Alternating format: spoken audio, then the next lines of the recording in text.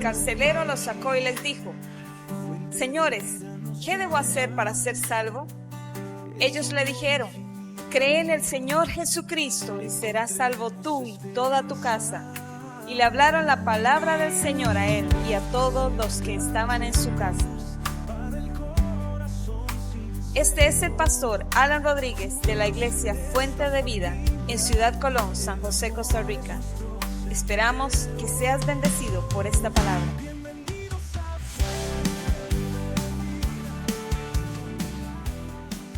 Vamos a la palabra.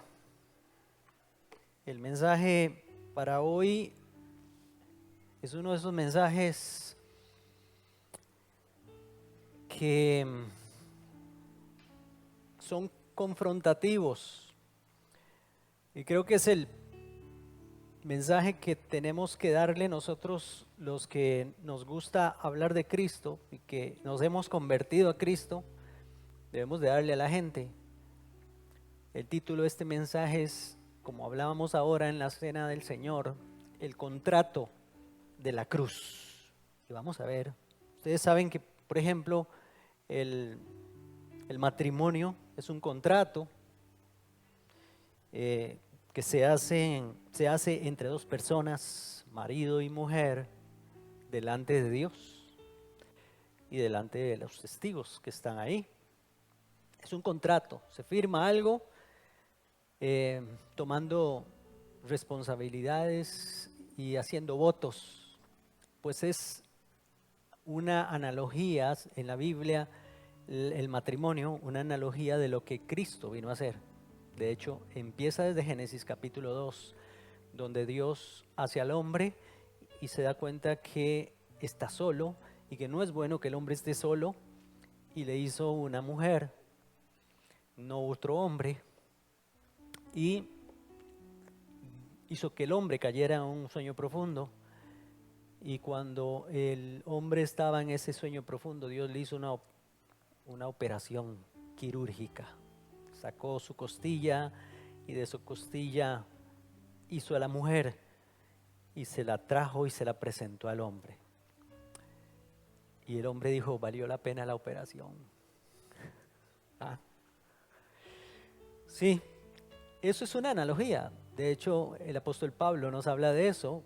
Es la primera vez en la Biblia, desde Génesis 2, donde se menciona o se da indicios del sacrificio de Cristo, porque Cristo tuvo que morir en una cruz y de su costado abierto salió la iglesia de su sacrificio. Y eso nos explica Efesios capítulo 5, que los maridos debemos amar a nuestras mujeres como Cristo amó a su iglesia, muriendo por ella, sacrificándose por ella, entregándose a sí mismo por ella. Y en medio de todo esto el apóstol Pablo dice: para santificarla, habiéndola purificado en el lavamiento del agua por la palabra, a fin de presentársela a sí mismo una iglesia gloriosa que no tuviese mancha ni arruga. Jesús vino a buscar esposa aquí a este mundo, y la iglesia es la esposa de Cristo. Si usted cree en Él y cree en su sacrificio, entonces se convierte en su esposa. Les explico esto, les digo esto porque cuando venimos a la cruz de Cristo, es como si hiciéramos un pacto con Él, como hablábamos ahora, un contrato con Él, donde nosotros solamente somos beneficiarios de ese contrato, porque el contrato principal lo hizo el Hijo con el Padre, ofreciéndose Él en sacrificio y derramando su sangre en nuestro lugar. Y Él nos cubre, así como el esposo es la cabeza de su esposa, así Jesús es la cabeza de su iglesia. Y cualquiera que crea en Cristo y en su sacrificio pasa a estar cubierto por el esposo, pasa a estar cubierto por la cabeza, que es Cristo. Y es protegido como el esposo tiene que proteger a su esposa y cuidarla y amarla. Así Cristo hace por todo aquel que crea en Él. Pero, siempre hay un pero. Estamos viviendo en este tiempo el evangelio del mundo occidental, porque ese no es el evangelio que están viviendo otros hermanos en otras latitudes donde están muriendo por causa de Cristo. Gozosamente están muriendo como en el tiempo de los apóstoles. Este evangelio que se predica en este lado del mundo es un evangelio diferente al que está en la Biblia. Lamentablemente es diferente. Tiene muchas variantes que lo han hecho diferente. Es un evangelio diferente al que predicó Jesús y al que predicaron sus discípulos. Y ahorita ustedes lo van a ver cuando leamos versículos de la Biblia. Nos alcanzó el consumismo. El consumismo alcanzó a la iglesia y al mensaje que tiene que dar la iglesia y lo cambiamos. Ajustamos todo a las necesidades de la gente, al gusto del consumidor. Así predicamos el evangelio y enseñamos el evangelio hoy. Yo digo así, me incluyo, pero no me incluyo. Para no decir que, por lo menos para incluirnos en la época en que estamos. Tenemos que darle a la gente sillas cómodas como las que están sentados ustedes ahora, para que se queden en la iglesia. Aire acondicionado, nosotros no tenemos todavía, pero por lo menos hay unos abanicos ahí. Luces. Hay música que le gusta a la gente. El tiempo no puede pasarse de 2 horas, Dios guarde, ya más 2 horas es mucho. Los templos tienen que ser lujosos y cómodos, agradables. No sé si han visto algunos videos en Facebook, en Instagram, alguna red social, en YouTube, de hermanos en África adorando y alabando al Señor en lugares. Un día de estos vi un video donde les llegaba el agua por aquí. Estaban inundados en la iglesia, literal. Y así inundados estaban en la iglesia todos, con el agua hasta aquí. Se paraban, el agua les llegaba aquí sentados. Imagínense ustedes, alabando y adorando al Señor. Otros sin techo, bajo el sol, alabando y glorificando al Señor. Con una batería de tarros, de ollas.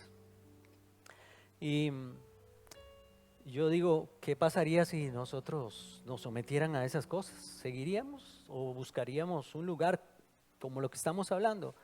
Y entonces, aún el mensaje cristiano lo ajustamos a sus necesidades, a las necesidades de la gente, porque creemos que si les gustamos como iglesia, les gustará Cristo a los que vayan a venir o a los que están viniendo por primera vez. Queremos invitarlos a que se queden por la fachada y por la forma y la manera en que estamos haciendo las cosas. Lamentablemente, hermanos, estas son tácticas de marketing, no hay de otra. Tácticas de mercadeo para satisfacer las necesidades de los clientes. Está metido en la iglesia, lamentablemente. Las iglesias son negocios y los hermanos son los clientes, porque muchos andan detrás de la plata, nada más. No de las almas para que se salven. Y todo esto es porque creemos que el cristianismo se trata de nosotros. Cuando creemos que el cristianismo se trata de mí para satisfacer mis propias necesidades, estamos en problemas. Por eso busco entonces una iglesia que satisfaga mis necesidades. Es como afiliarse a un club campestre o a un club social. Así andamos buscando una iglesia, la que me ofrezca lo mejor. Que sea la más bonita para mí, la más cómoda, no, qué sé yo. O como tener una membresía en un almacén X, pagar una membresía. Y muchos ofrendan en la iglesia o diezman y piensan y tienen mentalidad de membresía, creen que están pagando una membresía. Entonces, que como están pagando, traen diezmo, traen ofrenda, tienen derechos. Y no es así. Esto lleva a la gente a buscar entonces beneficios, solo venir a la iglesia para beneficios. Yo no puedo venir a la iglesia o hacerme de una iglesia o hacerme parte de una iglesia buscando beneficios, porque me convierto en un consumidor nada más. Y no puedo ser un consumidor en la iglesia, yo tengo que dar, no estoy hablando de plata. Cuando estoy hablando de dar es que yo tengo que ser parte, colaborar, ayudar, servir, etcétera. No solamente venir a consumir. Entonces, andan buscando beneficios como milagros, milagros financieros, milagros para tener paz, milagros para que mi negocio prospere, milagros para tener una casa, para tener un carro, etcétera, etcétera, etcétera. Porque hemos caído en todos esos engaños de nuestro entorno y de nuestra cultura. Indirectamente hemos aprendido que Cristo murió en la cruz para satisfacer mis necesidades. Échele tierra a eso. De una vez. Cristo no murió en la cruz para satisfacer sus necesidades. Necesidades como prosperar, como les dije, tener casa propia, tener carro nuevo, tener salud, tener bienes materiales. Al final, felicidad. Yo vengo a la iglesia y busco a Cristo porque quiero ser feliz. Estamos mal. Es como el que se casa para ser feliz. ¿Por qué se casó? ¿Por qué se van a casar ustedes? Ay, que queremos ser felices. Lo siento mucho. Va por mal camino. Porque los que se casan se tienen que casar pensando en hacer feliz a la otra persona. Yo como esposo tengo que hacer feliz a mi esposa. Tengo esa responsabilidad. Que ella se realice, que ella viva bien, que ella esté contenta. Fuera egoísmo, cero egoísmo. Y ella tiene que hacer lo mismo conmigo. Y así nos va a ir bien. Cuando alguno de los dos se ponen egoísta, en modo egoísmo, en un matrimonio empiezan los problemas. Pues así es con Cristo. Yo no puedo buscar a Cristo solo pensando en mí. Yo busco a Cristo porque necesito esto y necesito lo otro. Vengo a la iglesia por esto y esto. No, yo tengo que venir a darle a Él mi vida, mi corazón, mi alma, mis alabanzas, mi adoración, mi ser y mis bienes. Todo tengo que entregárselo a Él. Él lo dijo. Ahorita lo vamos a ver. Pero ¿de dónde tomamos que Cristo murió en la cruz para darnos felicidad? ¿De dónde lo tomamos? ¿De dónde sacamos eso?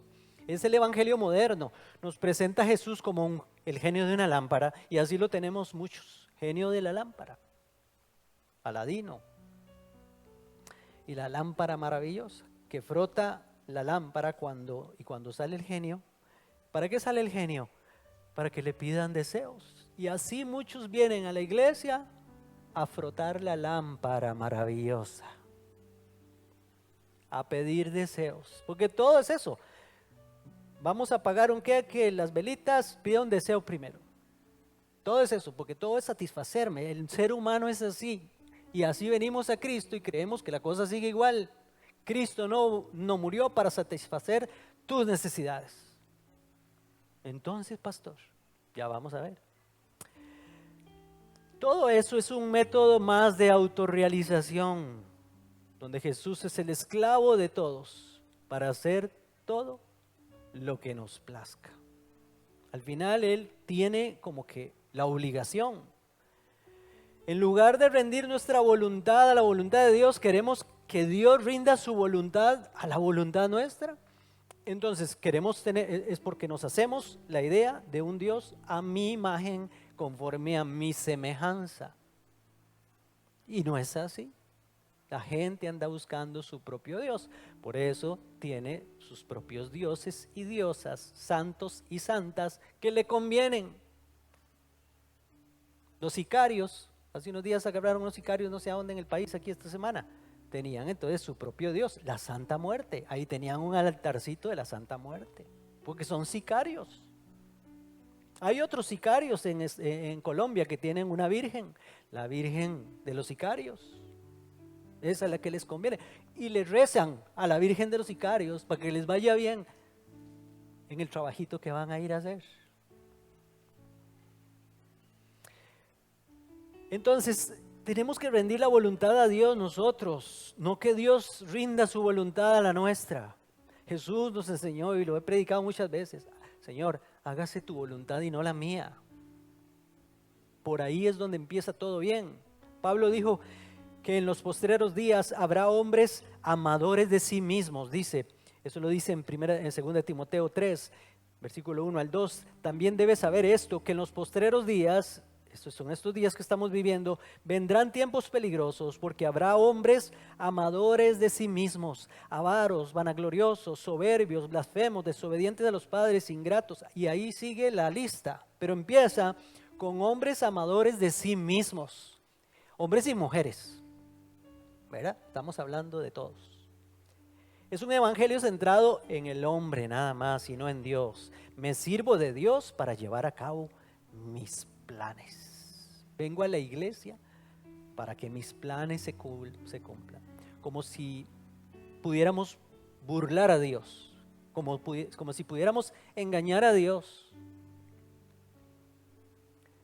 Y luego empiezan las pruebas y todo eso, porque es que Dios quiere sacarnos eso del corazón y tiene que procesarnos. Y cuando viene el proceso, ¿para qué es el proceso? Para sacar a la luz lo que hay en el corazón.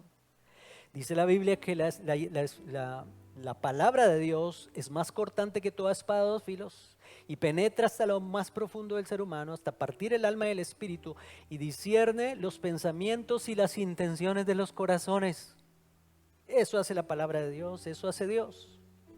Y Dios usa las situaciones negativas de la vida para sacar a la luz esas intenciones. Entonces, centrarse en uno mismo solo lleva a estropear los planes de Dios. Si no, pregúntele a Adán y a Eva. Se centraron en ellos, pensaron solo en ellos. Serán como Dios, esa fue la trampa. Conocedores del bien y del mal, van a conocer todos, no le hagan caso a Dios. Piensen en David cuando se asomó por el balcón y vio a Betsabé. Pensó en él mismo, pensó en satisfacer sus necesidades sexuales, emocionales, y se trajo a aquella mujer, etcétera. Podemos mencionar muchos ejemplos. Entonces pregúntese usted, ¿por qué murió Cristo? ¿Para mejorar tus ingresos? ¿Para elevar tu autoestima? ¿Para ayudarte a cumplir con tus sueños y tus metas personales? Porque muchos creen que Jesús es la clave del éxito en las empresas y en todas las cosas. No nos equivoquemos, hermanos. Para potenciar tu ego, para convertirte en tu mejor versión, como dicen hoy. Él fue crucificado para pagar por tus pecados. Para eso fue crucificado Cristo. Para salvarnos, porque ahí sí, era imposible para nosotros salvarnos. Solo alguien sin pecado podía pagar por nuestros pecados. La sangre no fue derramada para hacerte exitoso, sino porque estabas muerto en delitos y pecados. ¿Y cuál es el evangelio entonces? Lucas 9, 23 al 26. Vamos a leerlo. Dice, y decía a todo Ciudad Colón, y a todo Costa Rica, y a todo el mundo, si alguno quiere venir en pos de mí, niéguese a sí mismo, tome su cruz cada día y sígame. Ese es el evangelio. Dice el 24, porque todo el que quiera salvar su vida, la perderá. El que busque salvarse por sí mismo, a su forma, se va a perder, dice Jesús. Y todo el que pierda su vida, o sea, renuncia a su vida, el que tome su cruz por causa de mí, éste la salvará más bien. Pues que aprovecha el hombre si gana todo el mundo y se destruye o se pierde a sí mismo, porque el que se avergonzare de mí y de mis palabras, de éste se avergonzará el Hijo del Hombre cuando venga en su gloria y en la del Padre y de sus santos ángeles. El evangelio es una sentencia de muerte para el ego, para el yo. Ese es el evangelio. Por eso, cuando pasamos por la cruz, no solamente es porque necesito salvación. No, lo primero es porque necesito morir yo. Mi yo tiene que morir primero. Mi ego tiene que morir primero. Mis aspiraciones tienen que morir primero. Porque si no hago eso, no voy a poder tener los beneficios de aquel que está muriendo en la cruz por mí. Miren que Jesús no dijo, seguí tus sueños, Jesús dijo, niégate a ti mismo, toma tu cruz cada día y sígueme. En su época, oigan bien esto, la cruz era un instrumento de ejecución. El que cargaba la cruz sabía lo que le esperaba. ¿Qué era? La muerte. Y eso es lo que está diciendo Jesús. El que quiere venir en pos de mí, niéguese a sí mismo, tome su cruz. O sea, necesita morir. Tome su cruz, sígame. Así como yo voy a la cruz a morir, venga conmigo y muera conmigo. Por eso es tan significativo la muerte de aquel ladrón que creyó en Cristo. Murió, literalmente murió con Él. Murió con Él y por eso se le prometió, ¿qué se le prometió?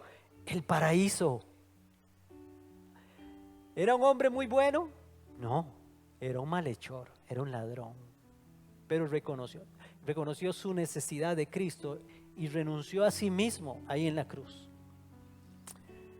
Entonces, la cruz era un instrumento de ejecución. Jesús dice, si quieres seguirme, tu ego debe dejar de gobernar tu vida. Y eso es lo que incomoda a todos cuando me dicen que tengo que morir a mí mismo. Porque la cruz es incómoda para los orgullosos, pero para los que reconocen su estado de bancarrota espiritual, se arrepienten, en la cruz se convierte más bien en vida. Aquello que era para muerte, al final se convertirá en un instrumento para vida.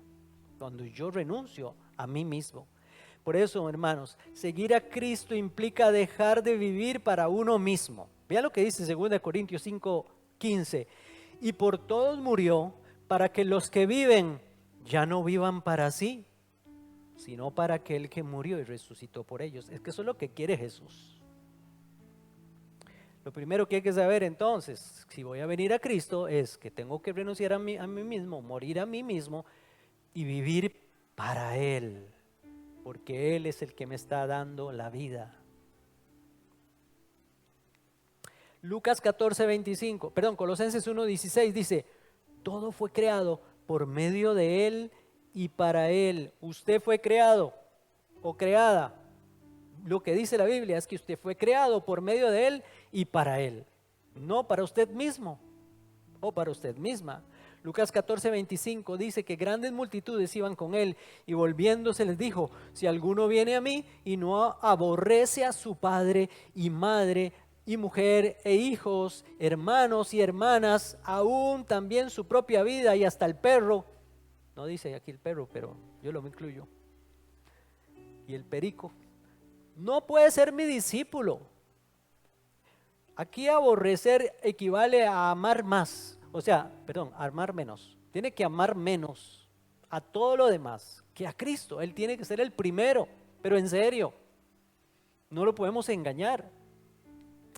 Y dice el versículo 27, y el que no lleva su cruz, otra vez, y viene en pos de mí, no puede ser mi discípulo. O sea, la cruz se lleva todos los días, se muere todos los días. Para ser discípulo de Cristo hay que morir. Porque ¿quién de vosotros, queriendo edificar una torre, no se sienta primero y calcula los gastos a ver si tiene lo que necesita para acabarla? No sea que después que haya puesto el cimiento y no pueda acabarla, todos los que lo vean comiencen a hacer burla de él, diciendo, este hombre comenzó a edificar y no pudo acabar. O qué rey, al marchar a la guerra contra otro rey, no se sienta primero y considera si puede hacer frente a con 10,000 al que viene contra él con 20,000. Y si no puede, cuando el otro está todavía lejos, le envía una embajada y le pide condiciones de paz. Así pues, cualquiera de vosotros que no renuncia a todo lo que posee no puede ser mi discípulo. Lo que Jesús está diciendo con estos dos ejemplos que puso aquí es diciéndole a la gente, Él era muy sincero y era tajante y era directo. Él les decía, calcule, ¿puede seguirme? Si no, media vueltica y march. Así era Jesús. Jesús mismo advertía a todos que había que calcular si podían seguirlo. El evangelio de la autonegación, ese es el evangelio. El mensaje de la cruz no es un mensaje de autorrealización de ti mismo, sino el mensaje de la negación de ti mismo. Se trata de negarse, rehusarse a asociarse incluso contigo mismo, porque el mayor enemigo que yo tengo soy yo mismo, el egoísta, el que se quiere levantar todos los días a hacer su propia voluntad.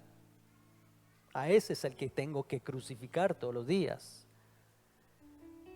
Entonces, es un mensaje de muerte, el mensaje de la cruz, el mensaje de Cristo. Mensaje de muerte a uno mismo, de renuncia a uno mismo. El mensaje moderno del Evangelio le dice al hombre lo que quiere oír, contrario a lo que Dios dice en su palabra. Veamos Mateo 10:34. Mire lo que dice: no penséis que he venido a traer paz a la tierra. No fue que vino a traer paz. Jesús es príncipe de paz, sí, pero es una paz interior. Pero aquí está hablando de que más bien el que se convierte a Cristo, ay mamá, encuentra guerra. Va a pasar guerra. No penséis que he venido a traer paz a la tierra. No he venido a traer paz sino espada. Guerra lo traducen otras versiones. Porque he venido a poner en disensión al hombre contra su padre, a la hija contra su madre y a la nuera contra su suegra. Lo que está diciendo Jesús es que el que se convierte a Cristo, otros no lo van a querer, incluso su padre o su madre y su suegra. El que ama a su padre o madre más que a mí no es digno de mí. El que ama a su hijo o a su hija más que a mí no es digno de mí. Y el que no toma su cruz y sigue en pos de mí no es digno de mí. El que haya su vida la perderá. Y el que pierda su vida por causa de mí, la hallará. Y lo mejor es perder la vida por causa de Cristo. Y no se está refiriendo a que usted tenga que morir literalmente por Cristo. Puede ser, tenemos que estar dispuestos a eso. Pero morir al ego, al yo, a mis propias aspiraciones, a querer hacer mi voluntad. Jesús dice que si vienes a Él, a lo mejor las cosas se van a poner peores en tu familia. Y no le damos ese mensaje a la gente que se convierte a Cristo. Les decimos, vengan a Cristo y verás que sus problemas se le van a solucionar. Mentira, eso es una mentira. No engañe a nadie así. Porque si realmente se convierte a Cristo, se le van a poner las cosas peores en la casa. Y fuera de la casa, en el trabajo seguramente, en el barrio. La ironía es que le enseñamos a la gente a venir a Cristo para que las cosas se arreglen, como les dije. Mateo 19:16 dice, entonces vino uno y le dijo, maestro bueno. Oiga, quiso quedar muy bien. Este es el joven rico. Empezó ¿cómo se puede decir? Halagándolo, lisonjeándolo, sobándole la espalda. Maestro bueno, ¿qué bien haré para tener la vida eterna? Y él le dijo, ¿por qué me llamas bueno? Ninguno hay bueno sino uno, Dios. Eso fue una prueba. Eso fue una prueba para el joven rico. ¿Qué tenía que hacer el joven rico? Sí, Señor, yo creo que tú eres Dios. Como otras personas en los evangelios le dijeron eso a Jesús. No, pero no reconoció que Jesús era Dios. Mas si quieres entrar en la vida, guarda los mandamientos, le dijo Jesús. Y le dijo, ¿cuáles? Y Jesús le dijo, no matarás, no adulterarás, no hurtarás, no dirás falso testimonio, honra a tu padre y a tu madre y amarás a tu prójimo como a ti mismo. El joven le dijo, todo esto he guardado desde mi juventud. ¿Qué más me falta? Jesús le dijo, ahora sí, papá. Si quieres ser perfecto, anda, vende lo que tienes y dalo a los pobres y tendrás tesoro en el cielo y ven, sígueme. Oyendo el joven esta palabra, se fue triste, pero se fue porque tenía muchas posesiones. ¿Sabe qué? Es que le tocaron la bolsita, le tocaron la billetera, porque hay un montón de gente que cuando les tocan la billetera, hasta ahí llegó Jesús, hasta ahí llegó el pastor, hasta ahí llegó la iglesia. Le tocaron los bienes, las posesiones, pero no tanto eso. Jesús lo que quería hacerle ver es que amaba más las posesiones que al prójimo. Mentira lo que había dicho, todo esto he guardado desde mi juventud. Jesús le dijo, amarás a tu prójimo como a ti mismo. Y él dijo, todo esto he guardado. Y entonces Jesús dijo, voy a probarlo. Lo probó y vio que no amaba a su prójimo, era mentira. Y se fue triste. Entonces, Jesús dijo a sus discípulos, de cierto os digo que difícilmente entrará un rico en el reino de los cielos. Y otra vez os digo que es más fácil pasar un camello por el ojo de una aguja que entrar un rico en el reino de Dios. Sus discípulos oyendo esto se asombraron en gran manera diciendo, ¿quién pues podrá ser salvo? Y mirándolo Jesús les dijo, para los hombres esto es imposible, mas para Dios es posible. Entonces respondiendo Pedro le dijo, he aquí nosotros hemos dejado todo y te hemos seguido. ¿Qué pues tendremos? Y Jesús le dijo, de cierto os digo que en la regeneración, eso es cuando lleguemos al cielo, cuando el Hijo del Hombre se siente en su trono de gloria, vosotros que me habéis seguido también os sentaréis sobre 12 tronos para juzgar a las 12 tribus de Israel. Y cualquiera que haya dejado casas, o hermanos, o hermanas, o padre, o madre, o mujer, o hijos, o tierras por mi nombre, recibirá 100 veces más y heredará la vida eterna. Pero muchos primeros serán postreros y postreros primeros. ¿Se da cuenta que Jesús nos pide todo? ¿Nos pide todo o no? Sí nos pide todo, que no nos dejemos nada. Jesús le quiso enseñar al joven rico que para ser discípulo no podía haber nada más importante que él. Le dijo que no quiero nada que te ancle a este mundo. No quiero que haya nada que te aferre a este mundo, que cuando yo venga por la iglesia, eso vaya a ser un peso, como tener una plomada, un ancla aquí que te impida irte conmigo.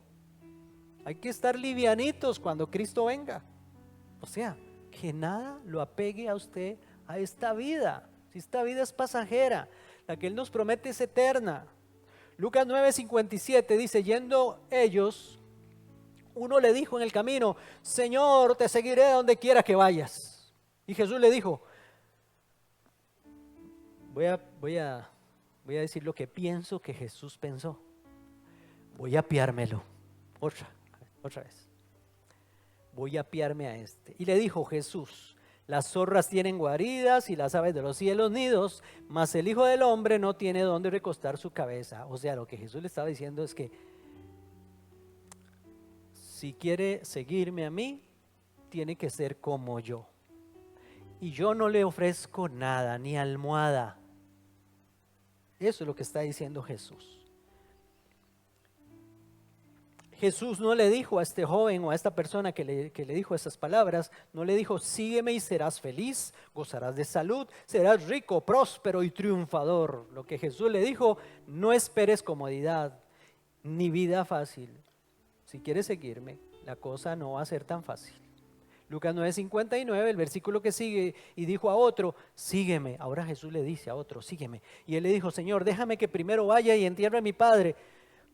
Los eruditos bíblicos están de acuerdo en que es muy probable que este hombre lo que quiso decirle fue, déjame que cobre la herencia primero cuando mi papá se muera.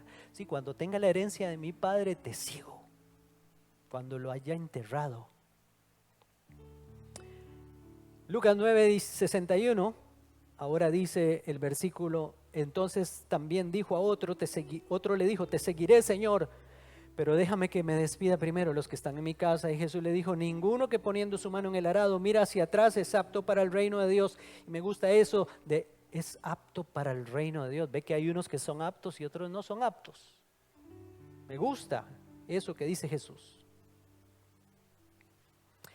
¿Quiénes son los que no son aptos? Los que buscan complacerse a sí mismos y no se niegan a sí mismos. ¿Quién es apto para el reino de Dios? Entonces, Filipenses 3:7 en adelante. Oigan, este es el testimonio de una persona apta para el reino de Dios. Es uno de nosotros. Está en la Biblia escrito. No tenía nada diferente a ustedes y a mí. Había sido un asesino y un asesino de cristianos, nada menos. Pero se convirtió, se encontró con Cristo. Dice él, el apóstol Pablo, pero cuantas cosas eran para mí ganancia, las he estimado como pérdida por amor de Cristo. Y ciertamente aún estimo todas las cosas como pérdida por la excelencia del conocimiento de Cristo Jesús, mi Señor, por amor del cual lo he perdido todo y lo tengo por basura para ganar a Cristo. Literal, este versículo 8, literalmente, el apóstol Pablo usa una palabra muy fuerte. No aquí, en el griego, lo que está diciendo, todo lo tengo por excremento, con tal de ganar a Cristo. Para mí todo es escoria, lo último, cosa que no vale nada, es una cochinada. Todo lo tengo por una porquería, con tal de ganar a Cristo y ser hallado en Él, no teniendo mi propia justicia, que es por la ley, sino la que es por la fe de Cristo, la justicia que es de Dios por la fe, a fin de conocerle y el poder de su resurrección y la participación de sus padecimientos, llegando a ser semejante a Él en su muerte. ¿Se da cuenta? Este es el sentir de una persona que es apta para el reino de Dios. Este firmó un contrato. Porque el evangelio de hoy carece de arrepentimiento a eso, al yo, al ego. Más bien parece que te quieren impulsar a hacerte más egoísta y más vanaglorioso, porque eso lo vemos en los púlpitos y lo vemos en los que tocan instrumentos y cantan y hacen cosas. Porque no hay arrepentimiento, porque no le decimos a la gente que merece morir en la cruz por sus pecados y sus maldades.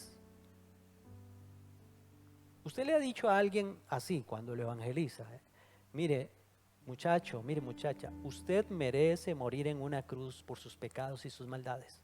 Es muy difícil que los cristianos hagamos eso. ¿Qué les enseñamos? A creer en Cristo, que es Dios, que vino del cielo, y se la ponemos romántica. Es que es eso, es un evangelio romántico.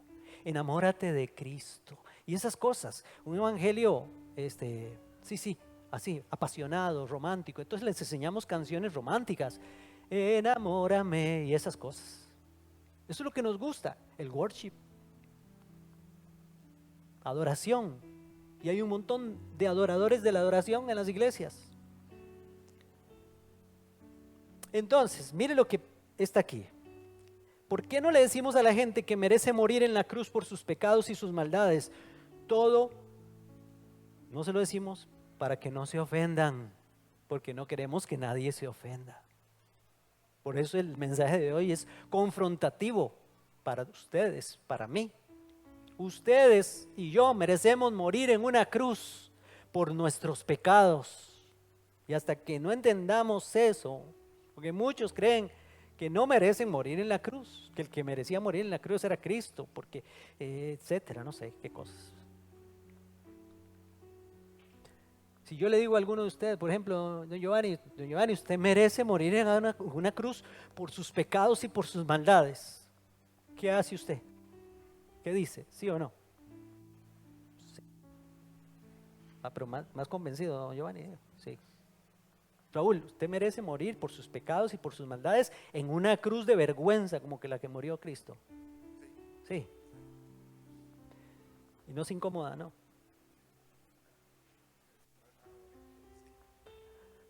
Pero hay que aceptarlo. Mire, voy a leerle Lucas 4:16. Vino a Nazaret, donde se había criado, llegó al barrio. Jesús llegó al barrio porque había salido y había ido a su tiempo de 40 días y 40 noches en el desierto, ser tentado por el diablo. Luego regresó, es su primer mensaje en Nazaret. Y entonces dice, y el día de reposo entró a la sinagoga conforme a su costumbre y se levantó a leer. Y se le dio el libro del profeta Isaías, y habiendo abierto el libro, halló el lugar donde estaba escrito, el Espíritu del Señor está sobre mí, por cuanto me ha ungido para dar buenas nuevas a los pobres, me ha enviado a sanar a los quebrantados de corazón. Ponga atención a estas cosas. Me ha ungido para darle buenas nuevas a los pobres. Pobres.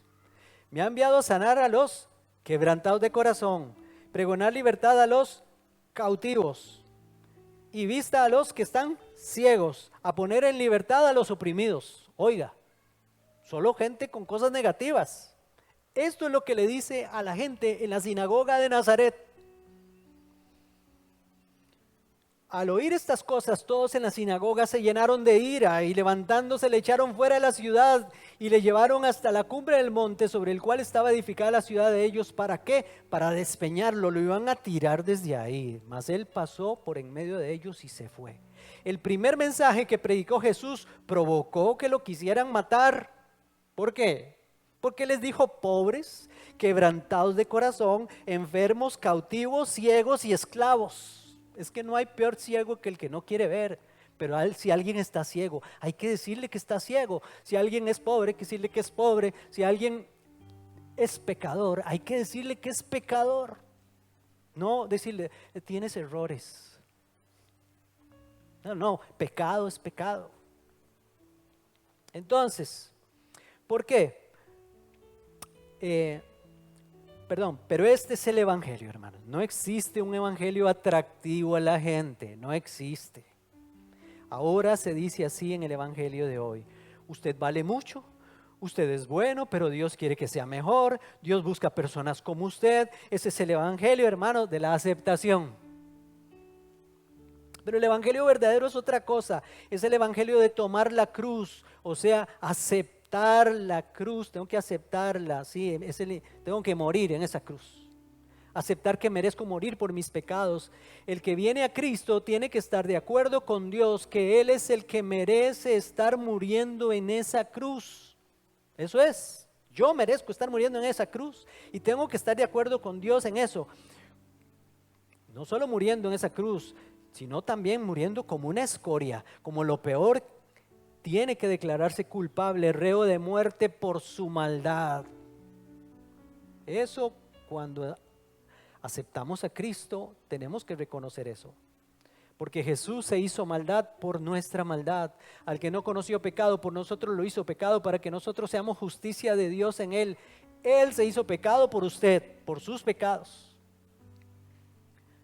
Entonces Jesús no solo llevó nuestros pecados sobre el madero, sino también fue tratado como el peor de los malhechores, el peor de la sociedad. La muerte en la cruz era para la escoria peor que pudiera existir. Era no solamente querer matar a alguien, sino también avergonzarlo, humillarlo a la persona. Por eso tenía que tomar su cruz en un lugar y caminar con ella todo un trayecto, no sé de cuántos metros, para que en el transcurso de esos metros, 100, 200, 300 o 1 kilómetro, la gente le pudiera decir hasta lo que se iba a morir, lo pudieran escupir, lo pudieran patear, lo pudieran golpear. Eso se trataba, la calle de la amargura. Humillarlo, decirle, todo eso hicieron con Jesús, que no fueron solo latigazos o golpecitos. No, fue una humillación. Pero a usted le tocaba esa cruz y a mí me tocaba esa cruz. De esa cruz nos salvó Jesús, de esa humillación. El evangelio de hoy dice: haga oración y reciba a Cristo en el corazón y será salvo. Eso es. Haga esta oración. Eso es el evangelio de hoy. Repita esta oración y crea en Cristo y recíbalo en su corazón y será salvo, sin decirle por qué. Por eso es que hay un montón de gente que ni siquiera sabe ni entiende lo que está haciendo.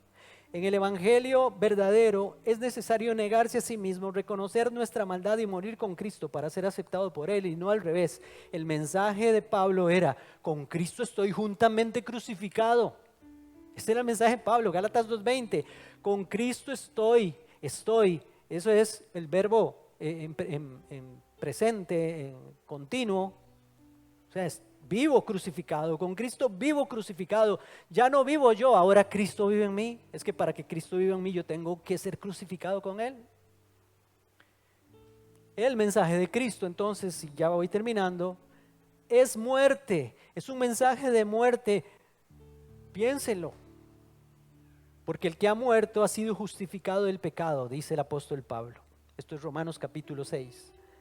El que ha muerto ha sido justificado del pecado, y si morimos con Cristo, creemos que también viviremos con Él, sabiendo que Cristo, habiendo resucitado a los muertos, ya no muere. La muerte nos enseñorea más de Él, porque en cuanto murió al pecado, murió una vez por todas, mas cuanto vive para Dios vive. Así también vosotros, considerados muertos al pecado, pero vivos para Dios en Cristo Jesús, Señor nuestro.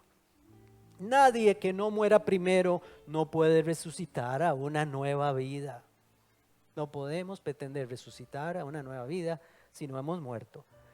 San Juan 12:24 dice, de cierto os digo que si el grano de trigo no cae en la tierra y muere, queda solo, pero si muere, lleva mucho fruto.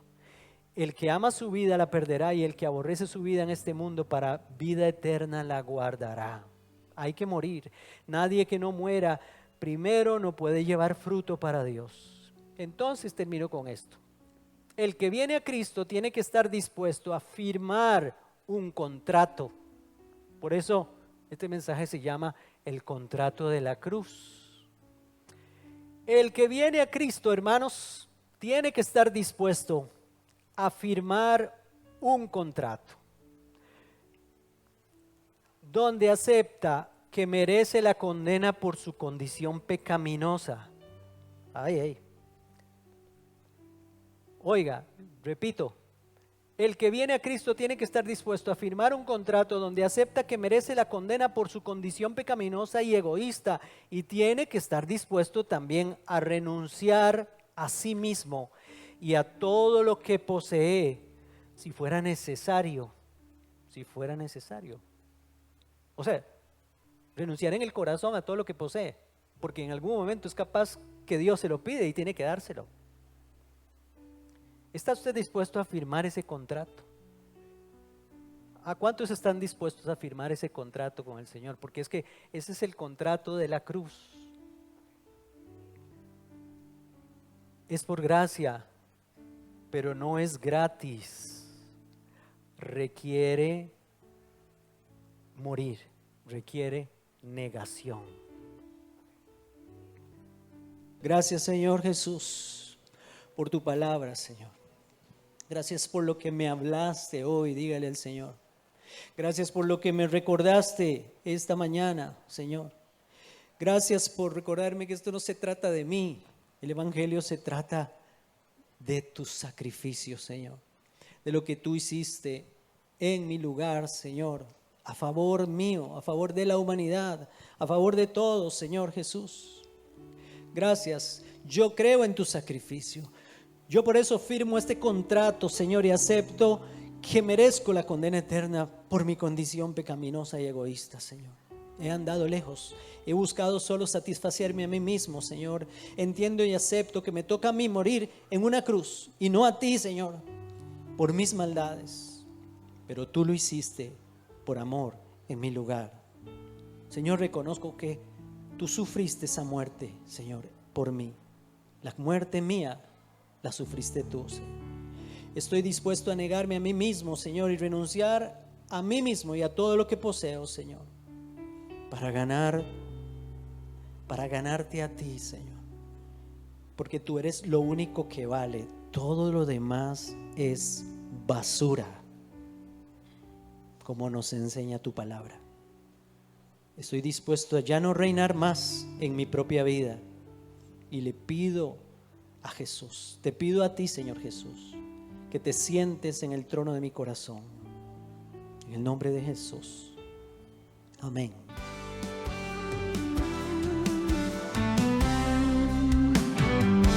Vengan todos aquí, fuente de vida nos llama, en su amor infinito encontremos esperanza.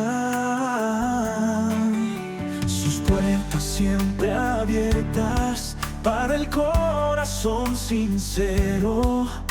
Juntos en esta familia, el amor es nuestro sendero. Bienvenidos a Fuente de Vida, donde el alma siente paz. Cantemos juntos de alegría, tu hogar al final hallarás. Luz divina nos guía, fortaleza en cada día. Con fe y armonía, aquí se encuentra la alegría. Bienvenidos a Fuente de Vida, donde el alma siente paz. Cantemos juntos de alegría, tu hogar al fin hallarás.